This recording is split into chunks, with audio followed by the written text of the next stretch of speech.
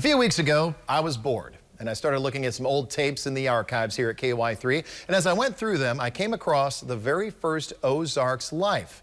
It aired in February 41 years ago, 1983. So this morning I thought, let's take a trip back and see some of those stories from the first month of Ozarks Life on KY3.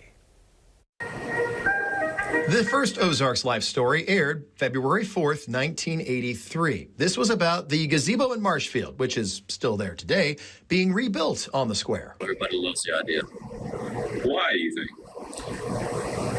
It brings back part of the past. The original gazebo stood from about 1906 to 1931. Then it was placed on a farm, walled up, and turned into a shed.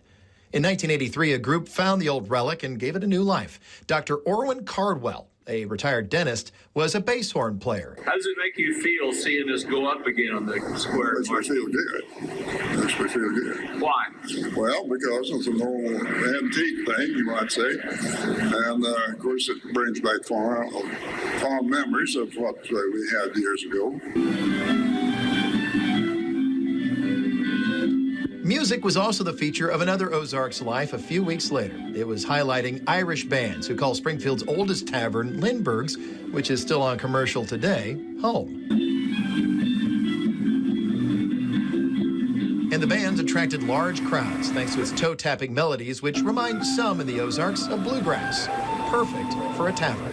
Once the tune gets in your head, there's something about the patterns and the way that Irish music works that you just can't get rid of it. From a pair of stories that are still with us today to one that is long gone. I guess all in all, we've done our job.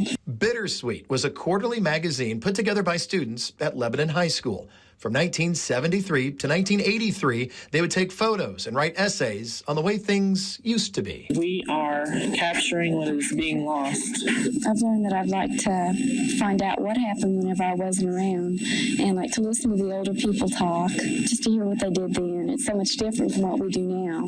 This story from February 12th, 1983 was about the final issue, the 40th edition, getting ready for publication. And a common theme from Bittersweet to today on the KY3 Ozarks Life Stories is the passion of sharing stories of people who make our hometowns unique. The only thing I regret about it is other students not being able to experience what I've learned in 1 year. I'm really sad about it. I think it's really a big loss to the school and to the community.